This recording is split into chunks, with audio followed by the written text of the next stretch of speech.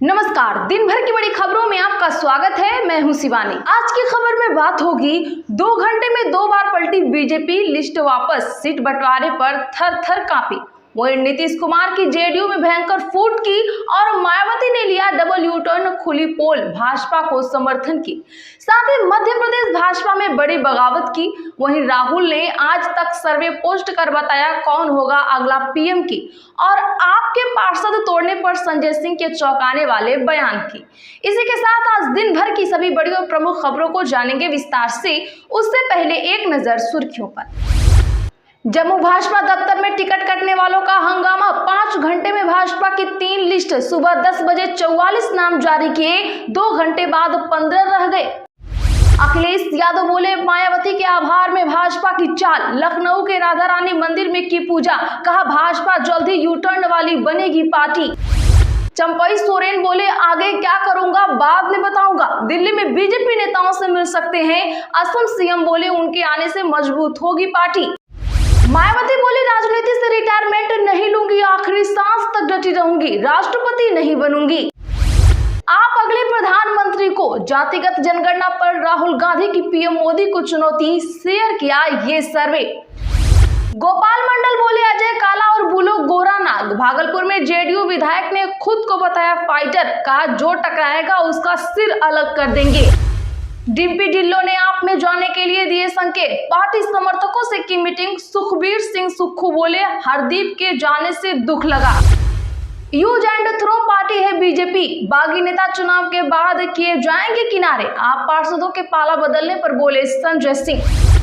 MP में नगर पालिका अध्यक्षों के खिलाफ भाजपा में बड़ी बगावत। 7 शहरों में पार्षदों ने खोला मोर्चा, तो कुर्सी बचाने के लिए सरकार लाई नया नियम।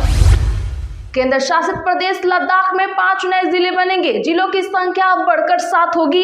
पीएम मोदी बोले अब विकास पर ज्यादा ध्यान दिया जाएगा।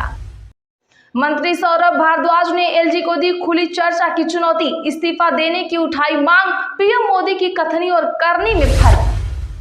ममता बनर्जी को देना होगा इस्तीफा। 28 अगस्त से धरने पर बैठेगी भाजपा। 4 सितंबर को होने वाला है कुछ बड़ा। हरियाणा में जाट चेहरों के टिकट काटेगी कांग्रेस। जमानत जब्त। 2 बार हारे नेता बाहर होंगे। ब्राह्मण, पंजाबी समेत 4 जातियों का बढ़ेगा कोटा। बलौदाबाजार घटना के तहत विधायक देवेंद्र यादव की कल होगी पेशी। बलौदाबाजार कोर्ट में किए जा सकते हैं पेश। 17 अगस्त को किए गए थे गिरफ्तार। हिमाचल विधानसभा की हुई सर्वदलीय बैठक। विपक्ष नहीं हुआ इसमें शामिल। संसदीय कार्य मंत्री भड़के, बोले लोकतंत्र में यह अच्छी परंपरा नहीं। ज्योतिरादित्य सिंधिया बोले विपक्ष बोलना बंद करें, काम करें। केंद्रीय मंत्री ने ग्वालियर में कहा हिमाचल कर्नाटक में ओपीएस लागू करके दिखाए कांग्रेस। बसपा सत्ता में रहते सबसे ज्यादा सीटें उपचुनाव में जीती। सपा का सक्सेस रेट 19%। भाजपा को नुकसान। 2007 से अब तक का रिकॉर्ड। हद पार कर दी, गटर लेवल पर आ गए। अभिषेक बनर्जी की बेटी को रेप की धमकी पर भड़की टीएमसी। लोकसभा से झटके के बाद ओवैसी वोट पर बीजेपी की नजर। शिवराज सिंह चौहान को उतारा गया। यूनुस सरकार का बड़ा कदम। कार्यकाल खत्म होने से पहले भारत में अपने 2 राजनयिकों को किया बर्खास्त। सेंसेक्स 611 अंक की तेजी के साथ 81,698 पर हुआ बंद। निफ्टी में भी 187 अंक की बढ़त रही। सेबी की जांच से पेटीएम का शेयर 5% गिरा। चलिए जानते हैं प्रमुख खबरों को विस्तार से। उससे पहले वीडियो को लाइक करें, साथ ही आपसे रिक्वेस्ट खबरों को आखिर तक जरूर देखें। जम्मू भाजपा दफ्तर में टिकट कटने वालों का हंगामा। 5 घंटे में भाजपा की 3 लिस्ट, 2 घंटे बाद रह गए 15। दरअसल बता दें कि जम्मू कश्मीर में 10 साल बाद हो रहे विधानसभा चुनाव के लिए भाजपा ने आज कैंडिडेट्स की 3 लिस्ट जारी की। पहली लिस्ट सुबह 10 बजे आई। इसमें 3 फेज के 44 कैंडिडेट्स के नाम शामिल थे, लेकिन इसे थोड़ी देर बाद में डिलीट कर दिया गया। इस लिस्ट के आते ही जम्मू भाजपा दफ्तर में कार्यकर्ताओं का प्रदर्शन शुरू हो गया था। कार्यकर्ताओं ने कहा कि पार्टी ने पैराशूट प्रत्याशी उतार दिए हैं। इसके बाद प्रदेश भाजपा अध्यक्ष रविंद्र रैना अपने कैबिन में चले गए और दरवाजा बंद कर लिया।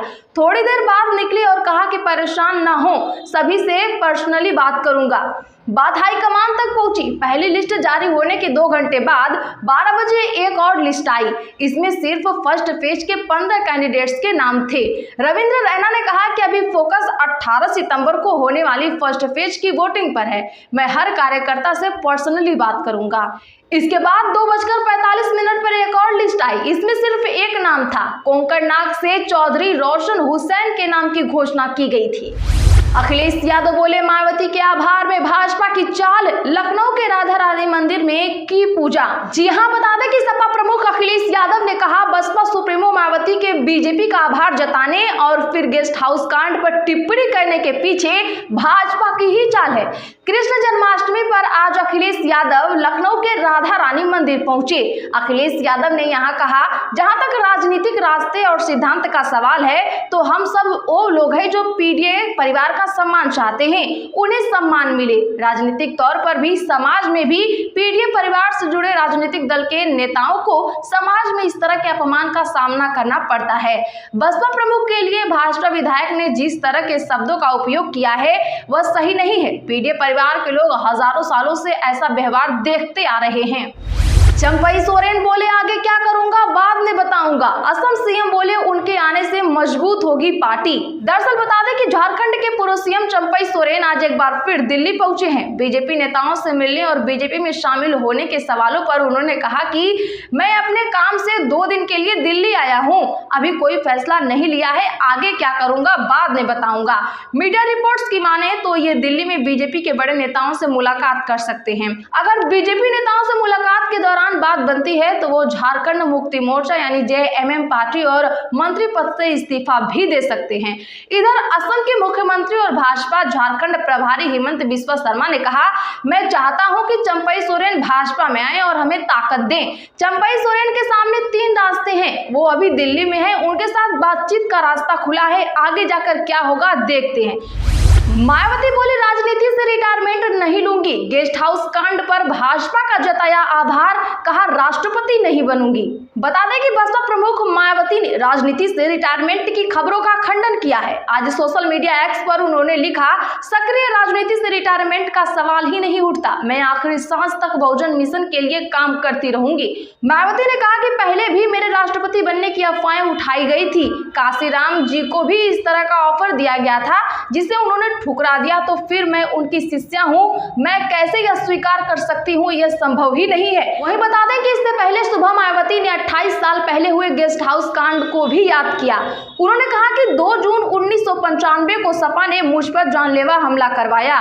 उस वक्त भाजपा और अन्य विपक्षी दलों ने मेरा साथ दिया, लेकिन कांग्रेस के नेता साजिश कर पर्दे के पीछे सरकार चलाना चाहते थे। आप अगले प्रधानमंत्री को। जातिगत जनगणना पर राहुल गांधी की पीएम मोदी को चुनौती, शेयर किया ये सर्वे। दरअसल बता दें कि जातिगत जनगणना के मुद्दे पर कांग्रेस अड़ी हुई है। विपक्षी दलों के इंडिया गठबंधन ने भी जातिगत जनगणना की मांग की है। वहीं इस मुद्दे पर विपक्ष लगातार भारतीय जनता पार्टी को घेरने में लगा हुआ है। कुछ दिन पहले ही जाति जनगणना के मुद्दे पर संसद में भी जमकर हंगामा हुआ था। कांग्रेस पार्टी ने जातिगत जनगणना को लेकर आज एक बड़ा दावा किया। कांग्रेस ने एक रिपोर्ट का हवाला देते हुए कहा, 100 में से 74% लोग इस पक्ष में हैं कि जातिगत जनगणना होनी चाहिए। सोशल मीडिया एक्स पोस्ट को रीपोस्ट करते हुए राहुल गांधी ने इस पर अपनी प्रतिक्रिया दी है। उन्होंने एक्स पर लिखा, हिंदुस्तान का ऑर्डर आ चुका है, जल्दी 90% भारतीय जाति जनगणना का समर्थन और मांग करेंगे। ऑर्डर अभी लागू कीजिए या आप अगले प्रधानमंत्री को ये करते देखेंगे। यूज एंड थ्रो पार्टी है बीजेपी, बागी नेता चुनाव बाद में किए जाएंगे किनारे। आप पार्षदों के पाला बदलने पर बोले संजय सिंह। जी हां, बता दें कि आम आदमी पार्टी के वरिष्ठ नेता संजय सिंह ने आज कहा कि भाजपा इस्तेमाल करो और फेंको पार्टी है और इसमें शामिल हुए आपके 5 पार्षदों को एमसीडी की अस्थायी समिति चुनाव के बाद किनारे कर दिया जाएगा। राज्यसभा सांसद ने कहा कि जो भी नेता आप छोड़ता है वह राजनीतिक रूप से बर्बाद हो जाता है। दरअसल बता दें कि आपको झटका देते हुए उनके 5 पार्षद बीते दिन भाजपा में शामिल हो गए थे।